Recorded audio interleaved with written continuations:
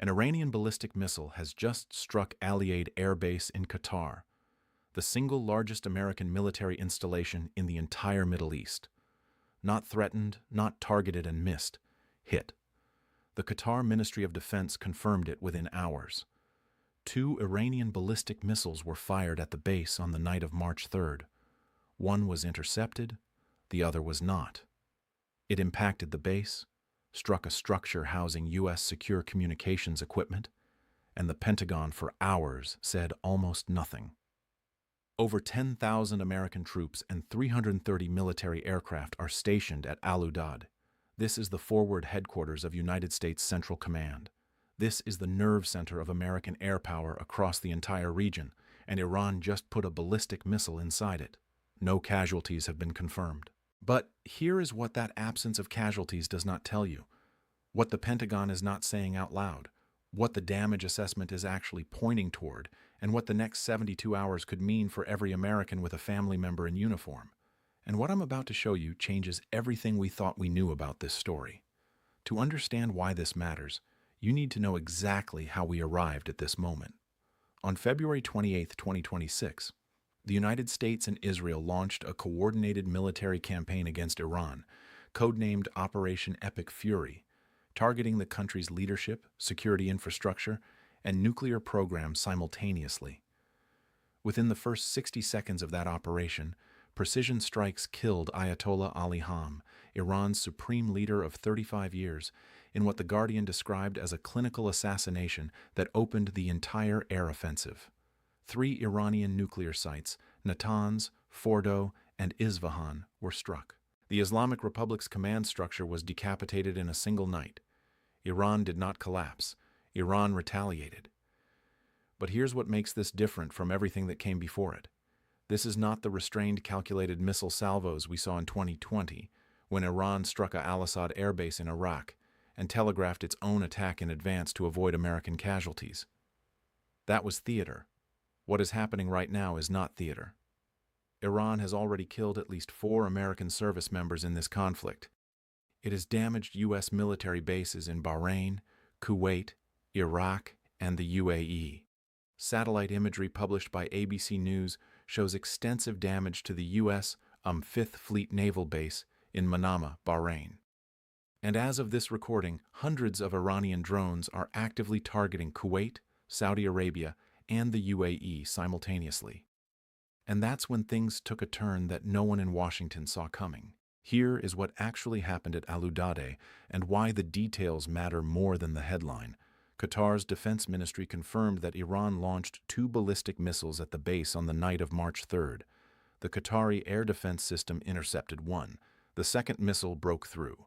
It struck what defense sources describe as a communications dome, a structure that houses the encrypted high-security infrastructure the United States uses for command and control communications across the entire Middle East theater.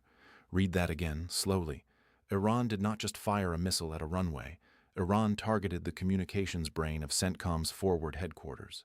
The New York Times reported on March 3rd that Iran has systematically struck U.S. military communications infrastructure across multiple countries in what analysts are now describing as a deliberate, coordinated strategy. Not random retaliation, but a surgical campaign designed to degrade America's ability to coordinate its own air war. But that's not even the most important part. The Pentagon acknowledged the damage, but only after Iran International first published the story and forced their hand. Defense Secretary Pete Hegseth, who held a press conference on March 4th, confirmed the U.S. is now accelerating operations against Iran. His exact words, "We will now begin to expand inland, striking progressively deeper into Iranian territory." And when reporters pressed him on the Udeid strike, on what was hit, on what was damaged, Hegseth said, "Iran is, quote, toast." That is a defense secretary of the United States responding to a direct strike on the largest American military base in the Middle East with a single word, toast. Supporters of the administration argue this is confidence. The evidence tells a different story. Stars and Stripes reported on March 1st that as of that date, Qatari forces had already intercepted 101 Iranian ballistic missiles, 39 drones, and 3 cruise missiles. And that was 4 days ago. The interception rate is high, But high is not perfect, and not perfect means missiles are still landing. The story doesn't end there. But to understand the full weight of what just happened, we need to look at the larger picture, because what is unfolding right now has not been seen in this region in living memory. The historical parallel that every analyst covering this conflict keeps returning to is the Gulf War of 1991. But in reverse, in 1991, the United States used the Gulf as a launching pad to project power into a hostile state. What Iran is doing right now is using ballistic missiles and drone swarms to collapse that launching pad itself, to make the Gulf unsafe for the American military presence that has anchored U.S. strategy in the region for 4 decades. This is not hyperbole. Al Jazeera confirmed on February 28 that multiple Arab states hosting U.S. military assets were simultaneously targeted in Iran's initial retaliation wave: Qatar, Kuwait, Bahrain, the UAE. The BBC reported on March 4 that Gulf states are now privately warning Washington that, quote, all red lines have been crossed. The Guardian reported Gulf states are on the verge of acting against Iran, but also quietly furious at the United States for placing them in the crosshairs of a conflict they were not fully consulted on before it began. While most coverage has focused on the headline death toll, 1,045 Iranians confirmed dead according to Al Jazeera's tracker, what's been almost entirely missed is what Iran is actually destroying. Not troops, not aircraft, communications infrastructure. Satellite imagery shows a significant reduction in U.S. military aircraft at Al Udeid over the past week, not from being shot down, but from being repositioned. The Pentagon is quietly pulling assets back. And it's doing so because the air defense umbrella over the Gulf is being stress tested in real time. And not every test is passing. Here's the first open question that demands an answer. If Iran successfully disrupts U.S. command and control communications in the region, even temporarily, what does that do to the coordination of American air operations over Iran itself? And here is the second. President Trump said publicly that this war could last 4 weeks. We are now in week 2. What happens in weeks 3 and 4 if Iran's strike rate on Gulf infrastructure does not diminish but accelerates? Because we are watching in real time whether the American military's forward posture in the Middle East can survive what Iran is methodically trying to dismantle. This is a genuinely historic moment, and most Americans do not yet understand its full dimensions. Now I want you to pause for a moment and consider what we've established. Iran struck the nerve center of CENTENTCOM's forward operations with a ballistic missile that bypassed U.S. air defenses. Tran is executing a coordinated campaign targeting American communications infrastructure across 5 countries simultaneously.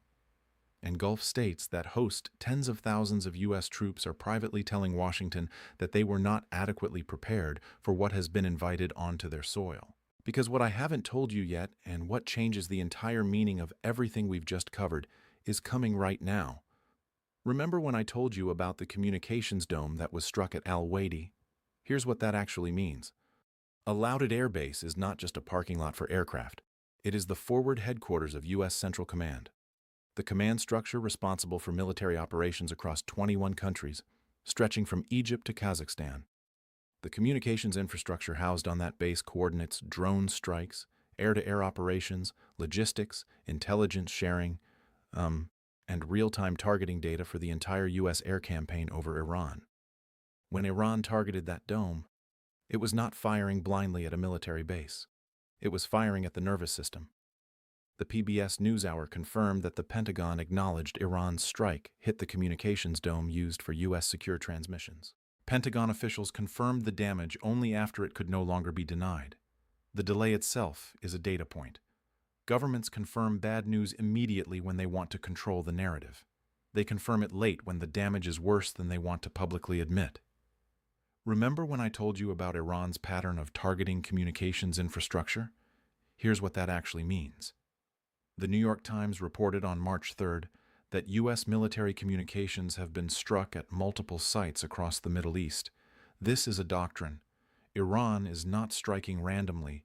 Iran is executing a strategy specifically designed to impair America's ability to see, coordinate, and respond.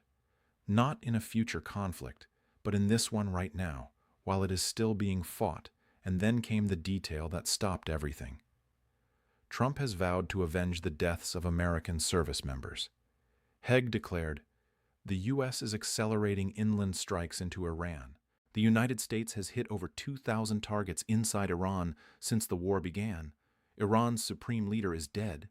And yet Iran is still launching ballistic missiles at the largest American military base in the world. Iran is not behaving like a country being destroyed. Iran is behaving like a country that has already decided it has nothing left to lose and is executing that decision with military precision. The only conclusion a reasonable person can draw from these facts is this: the Pentagon's assurance that this is not an endless war, and he says declaration that Iran is toast, are statements designed for domestic consumption, not military assessments grounded in the operational reality playing out across the Gulf right now. A country that is toast does not penetrate the air defenses of CENTCOM's forward headquarters and strike its communications dome. A war that is not endless does not see its defense secretary simultaneously warn on the record that more American casualties are likely. These two things cannot both be true. And the American people deserve to understand which one is actually true before the next missile lands. Here's what this all comes down to. The United States is now fighting a war in which its largest regional military hub has been physically struck. Its command and control communications have been partially compromised across multiple theaters. At least 4 American service members are dead, and the administration running this war is telling the public it will be over in 4 weeks, while simultaneously confirming it will expand deeper into Iranian territory. The single most quotable truth of this story is this: when a government must choose between managing the narrative and telling the truth, the architecture of the narrative reveals the shape of what it is hiding. The question that should keep every one of us awake tonight is not whether the U.S. military can win a war with Iran. It is whether the American people are being given an honest account of what winning that war is going to cost, who is paying that cost in real time, and whether anyone in Washington was genuinely prepared for what happens when Iran decides to fight back, not with symbols, but with ballistic missiles aimed directly at the buildings where American commanders are sitting. Stay informed, stay watchful,